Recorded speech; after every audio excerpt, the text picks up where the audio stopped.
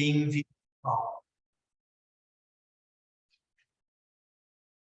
Esse slide a gente já leu, mas eu vou ler de novo só para a gente linkar com o último.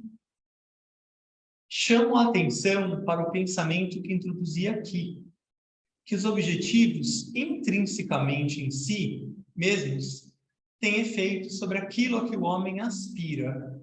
Esse pensamento merece cuidadosa atenção. O que será que o mestre quer dizer com isso? Ainda mais que ele coloca uma ênfase, né? Esse pensamento merece atenção. Então, o que acontece? A mesma aproximação com a alma, com o ashram, com a hierarquia, que são aqueles diversos níveis que o mestre diz que causam impacto em nós humanos, essas graduais aproximações, elas obviamente vão ter efeitos, impactos diferentes de acordo com o ponto do caminho em que cada indivíduo está. Então, a gente até viu, né, que para o iniciado, isso vai ter um tipo de aspiração, que é, se é que a gente pode dizer isso, né, que é uma aspiração, que a aspiração não é uma energia emocional. Mas para o iniciado vai ter o correto fluxo de todos os centros ou chakras a partir da vontade da alma. Para um discípulo, vai ter o gradual despertar do centro cardíaco, do centro da garganta, do centro ágina, construindo a ponte para o chakra da coroa.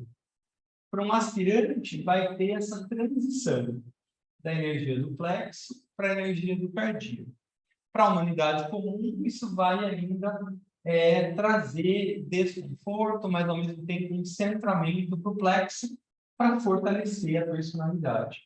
Então, de novo, não tem nada errado, né? Não tem uma coisa que é melhor do que a outra, tem o que é melhor para cada indivíduo a partir do ponto de vista que ele está. Lembrando que a nossa experiência material é uma experiência da alma. Então, não adianta, se eu sou um aspirante, querer que todos os meus chakras funcionem em uníssono, como iniciado. Por quê? Porque a minha alma ainda não trilhou caminhos que vão levar, em algum momento, até esse ponto do caminho.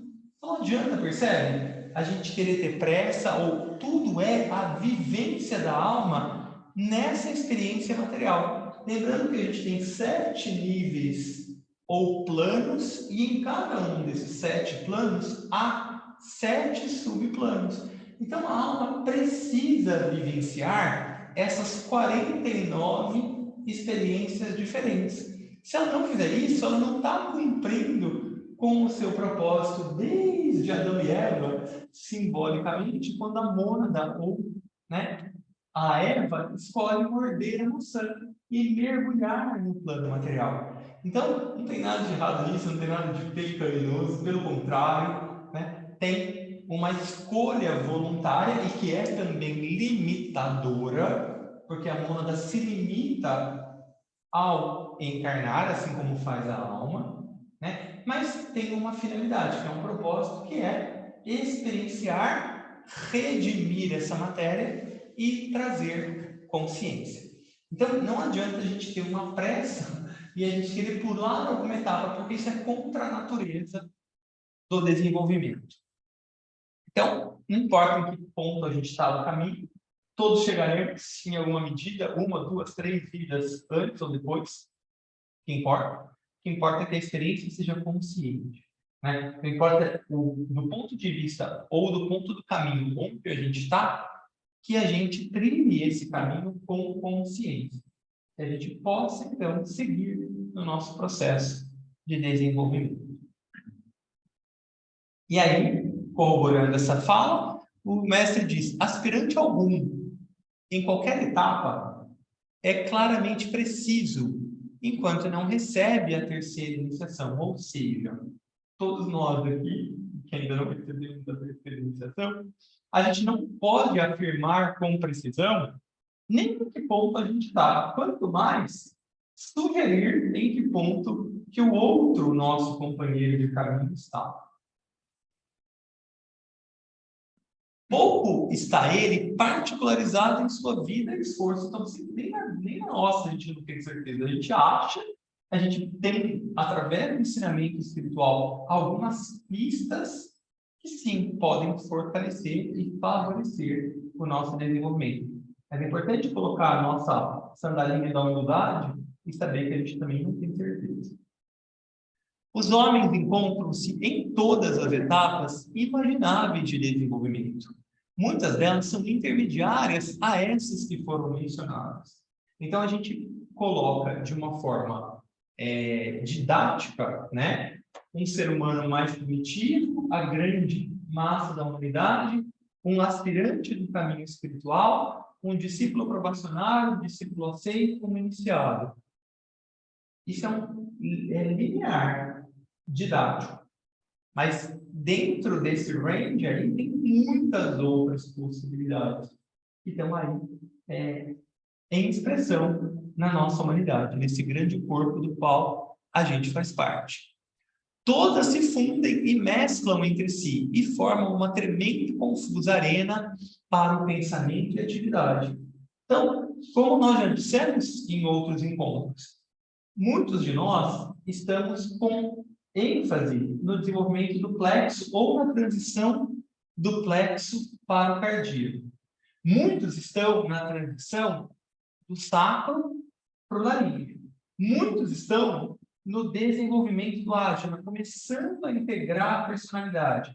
Poucos estão na transição do ágina para o coronário. Muitos de nós estamos fazendo tudo isso ao mesmo tempo. Então, a gente está, sim, fazendo a transição do plexo para o cardíaco, a gente está, sim, desenvolvendo através da mente o chakra da garganta, a gente está, sim, integrando a nossa personalidade, então ativando a ágina, e estamos também construindo a Takarana num ponto mais adiantado e consciente. Então, também estamos fazendo essa transição entre o ágina e o coronário.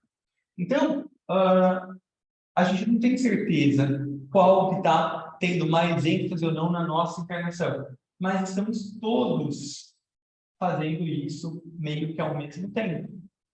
Então, isso traz uma série de dificuldades para nós, mas traz também uma série de oportunidades. Então, por isso que é tão importante a gente estar trabalhando em grupo. Não precisa ser esse grupo, mas precisa ser em grupo, precisa ser em grupo que trabalha com a alma. Se for estar em grupo que trabalha com o astral, para isso também não adianta. Sem crítica, né?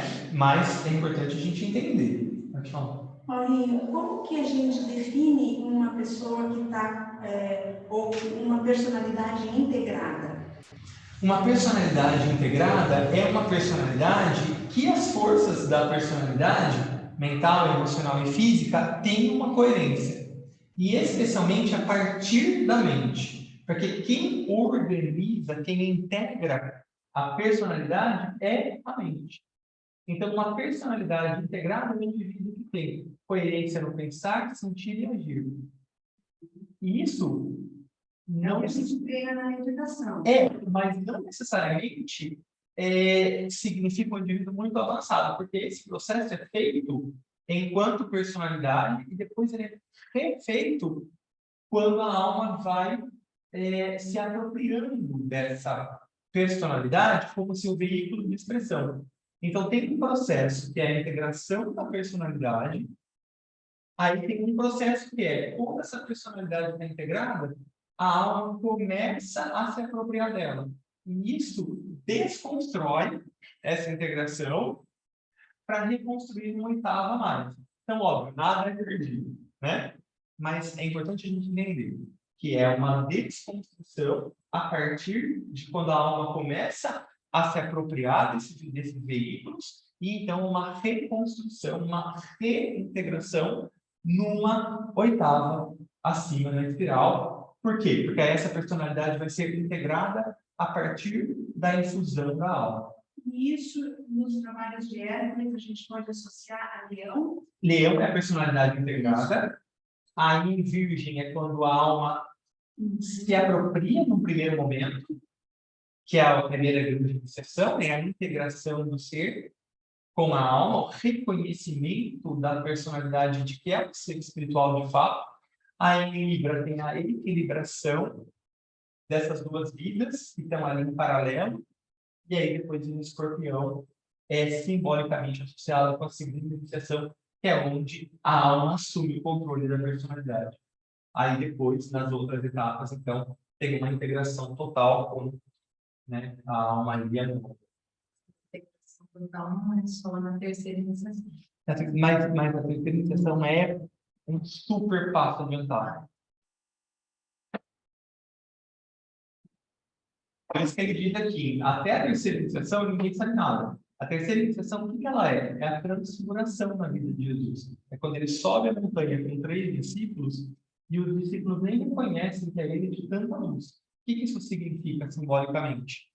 A alma integrou totalmente os 3 discípulos, são os 3 corpos da personalidade. Esse é o símbolo. Então, a alma assume o total controle dos seus veículos de personalidade. Então, já é um ponto bem avançado no caminho. E aí traz uma consciência da própria onda, ou que a gente pode chamar de espírito. Por isso que o indivíduo que alcançou esse grau, esse estágio, ele é um discípulo, é um indivíduo confiável. O que esse discípulo ou que esse ser disser, de fato, é espiritual. A gente pode seguir. Antes disso, está todo mundo meio, como dizem os americanos, blind leading blinds, porque é cegos guiando cegos. Está todo mundo tateando e tentando e experimentando, mas ninguém com muita certeza do que está fazendo. Por isso que nesse momento a gente pode entender que todas as mediunidades estão desenvolvidas em grau máximo. É que aí até transcende a questão mediúnica, porque a mediunidade, ela é uma faculdade do ser. O professor ele desculpa. A mediunidade é uma faculdade do ser, mas ela ainda se conecta com a personalidade. A alma, muitas vezes, imputa naquele ser uma mediunidade para que, em alguma medida, aquele ser acesse o caminho espiritual. Quando esse tipo de construção consciente do Antakarana está acontecendo, a tendência é que a mediunidade vá se afastando, porque o indivíduo vai focar na sua própria autoconstrução. O contato mediúnico, se a gente puder dizer assim, é com a sua própria alma. A ênfase passa a ser essa. Então, aí, a mediunidade meio que abre espaço para esse outro tipo de trabalho, que é um trabalho auto-iniciado. Não é o mesmo processo, mas algo na aula e o animismo. É e não é. É e não é. É mais ou menos. Entendi. Mas a gente sempre deve pensar do ponto de vista da alma. Então, a alma, ela está em desenvolvimento. Então, a gente sempre deve pensar, tudo que a gente vivencia são experiências da alma, não mais do que isso. E quando a gente consegue enxergar isso, a gente relativiza o sofrimento, a alegria, qualquer outra coisa é experiência. Então, eu estou tendo uma experiência da alma nessa encarnação. Nessa encarnação, a minha alma escolheu nascer no dia 26 de março, sob o signo de Áries, com ascendente de Escorpião, com determinados raios, com um núcleo familiar. Claro que isso tem a ver com karma também, com ajuste, né? Mas são experiências da alma que a gente ainda não consegue enxergar no patamar mais amplo, né? Se a gente conseguisse enxergar isso, a gente veria como cada passo é construído e calculado visando um progresso e iluminação. Mas quando a gente ainda não enxerga isso, a gente se prende a alguns determinados detalhes. Mas tudo isso deve ser relativizado como experiência de alma. Então, tudo que a gente vive são experiências, nada mais do que isso. Então, é a alma experienciando, vivenciando a sua experiência no plano físico, a sua experiência no plano astral, a sua experiência no plano mental, no plano múltiplo, no plano ático, e aí os dois mais para cima nem é tanta experiência, né? Porque é meio que onde a mônada já está, ou o que a gente chama de espírito, ou divina presença. A mesma coisa. Mas o que eu quero dizer é que tudo que a gente vive são construções da alma para esse despertar. Então, a própria mediunidade, ela é uma intervenção da alma, um ponto de fricção, como a gente pode dizer, para aquele indivíduo, a partir dessa abertura ou dessa condição, passar a entender um pouco melhor que tem um plano espiritual, que tem um mundo, que tem entidades, energias, e aí então ele vai ter que dominar isso, porque é uma experiência da alma, e aí então, a partir de que essa experiência leve a um outro grau de consciência mais amplo e abrangente, a tendência é que essa ênfase externa diminua para que o indivíduo conecte com o seu próprio ser e aí construa as suas próprias experiências. Essa é a tendência, tá? A importância da meditação Exatamente. na mediunidade, Exatamente. né? No médium. Exatamente. Né? Porque aí ele transcende a mediunidade. Aí ele vai colocar o olhar nele mesmo. Então, mas aí então não tem que ajudar as pessoas, não é isso, né? É também ajudar. Muitas vezes esse processo acontece em paralelo, né? Ele está sim experienciando o seu processo mediúnico e ao mesmo tempo ele está construindo o seu antacarana. Isso conversa, não é que é uma coisa ou a outra, né? O que eu quero dizer é que a ênfase deixa de ser mais tanto no externo e mais no interno, na cruz, outro símbolo sagrado, né? Como eu me conecto com o meu próprio eu e irradio. Percebe que aí o processo todo é do indivíduo, embora se conecte com o grupo, se conecte com a humanidade, mas é um processo de deixar de colocar ênfase no externo e colocar mais ênfase no autoconhecimento, na autoconsciência, para ir cada vez mais ser uma verdadeira expressão do seu próprio espírito. E é isso, no fim das contas, que os grandes seres esperam de nós, né? Que a gente atinja o nosso máximo potencial e aí, então, cada um possa de fato ser o que é, né? Lembra do Moisés, no alto da montanha, né? Recebe as 10 tábuas. O que é isso? Então, eu vou chegar lá embaixo e vou falar, e quem é você que me passou? E aquele ser, aquela consciência diz, eu sou o eu sou. O que é isso? Né? O que é esse eu sou? É aquilo que a gente é, de fato, sem interferências, sem o colorido da personalidade, quando a gente consegue expressar o que a gente é de fato.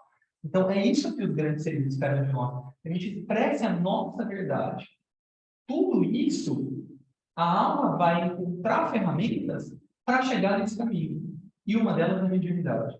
Há outras diversas. Uma doença pode ser, uma inspiração pode ser, um momento de êxtase pode ser, né? Não estou dizendo que a mediunidade é uma coisa ruim, mas é importante a gente entender que é uma ferramenta para, não é um fim por si só. O fim é o desenvolvimento da consciência. Deu?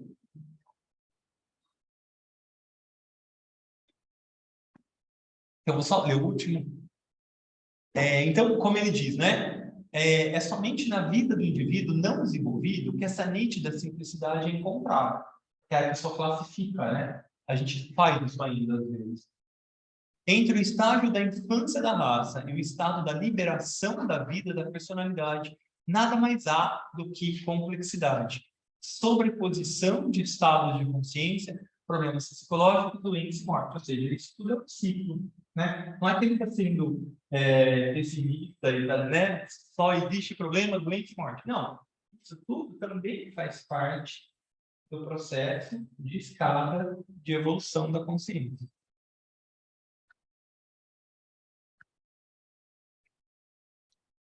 Obviamente, tem que ser assim. Quando o vasto número de energias e forças que constituem o ser humano e formam o seu ambiente são postas em relação umas com as outras. Então, a gente vive no meio dessa confusão, dessa pluralidade, dessa diversidade. E isso, se não fosse assim, né, a gente não teria tantas encarnações para o desenvolvimento da consciência. Então, lembra, né? São 7 planos, 7 subplanos. Dizem que existem 70 bilhões de almas, entre 60 e 70 bilhões de almas em evolução nesse planeta. Então, imagina isso, né? 7 qualidades de raio, 7 subqualidades, que é um raio de alma de personalidade. Imagina tudo isso misturado. Outros reinos, tem reino animal, vegetal, mineral, reino humano, divino e outras forças planetárias, a influência extraplanetária, os signos, planetas. Imagina tudo isso misturado. Não tem como se explicar, né? Cada ser humano é, na realidade, como a miniatura de um roda-moinho no grande oceano do ser, no qual vivemos e nos movemos. Esse é um nome muito, dentro do ensinamento esotérico, o que a gente entende como Deus, muitas vezes é chamado de um grande arquiteto, ou muitas vezes é chamado aquele em que vivemos e nos movemos, e temos o nosso ser. Por quê? Porque não é um ser, é um grande campo de consciência no qual a gente está imerso, do qual a gente faz parte, intrinsecamente falando. Incessantemente em movimento, até o momento em que a alma desce para dentro dessa roda, para dentro desse roda-moinho. Então, tudo se aquieta. As águas agitadas pelo ritmo da vida, e mais tarde pela descida do anjo, ou seja, a gente tem uma inquietação natural, que é do nosso veículo emocional.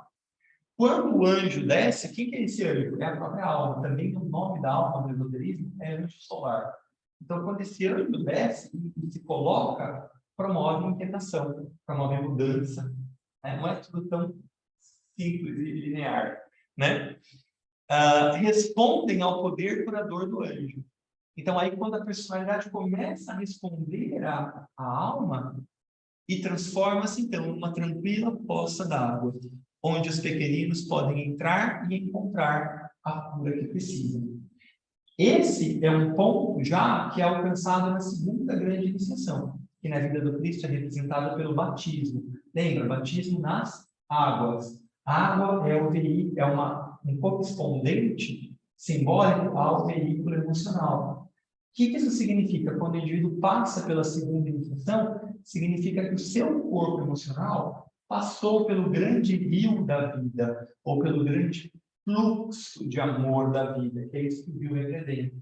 Então, é um indivíduo que tem o seu coração ou o seu chakra cardíaco em contato com o grande coração maior. Isso é o Santo Graal, no fim das contas. De toda a mitologia, o Graal é a segunda iniciação, é a passagem pelo batismo. E então, o que acontece? Quando esse indivíduo passa pelo batismo, ele vira uma pequena poça, onde os outros podem beber. Isso é o símbolo de Aquário. Aquário é o aguadeiro, o nome verdadeiro do Aquário. Esse nome Aquário é uma deturpação do nome verdadeiro. O nome verdadeiro desse signo ou dessa energia é aguadeiro, que significa aquele que verte água aos homens sedentos. Então, o indivíduo que passou pela segunda iniciação, ele pode já começar a verter, deixar que os outros bebam na sua água. Por isso que só depois do batismo que Jesus tem uma vida pública. Antes disso, ele não tinha. A Bíblia cita raríssimos fatos ou passagens da sua vida que não tem uma grande significativa, né? Uma grande significância. Tem sim, né? Ele trabalha com seu pai, né? Faz um discurso para os fariseus e tudo mais, mas ele de fato passa a ter uma vida pública depois do batismo. Então, é isso aqui, né? O indivíduo pode, então, claro que Jesus já tinha, né? Mas a vida dele é simbólica para a gente entender o processo de iluminação consciente. Então, só depois desse momento que ele tem uma vida pública. Então, na verdade, só depois que a gente passa por esse momento é que a gente pode, de fato, ter algum significado maior na vida das pessoas. Mas antes também tem, porque a vida é própria, né? É só de uma forma mais potente. Tudo bem? Tudo bem. Tudo bem.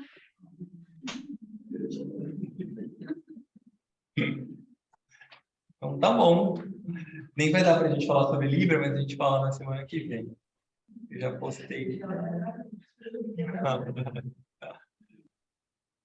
Alguma dúvida, pessoal? Algum comentário? Só curiosidade. A segunda iniciação foi Batido. A próxima seria a saída dele do caminho? Não, a transfiguração. Transfiguração. A transfiguração no monte, onde ele sobe com os discípulos. Aí, a quarta crucificação, obrigado, amor. E a quinta é quando ele sai do a ressurreição. Essas são as 5 principais, né?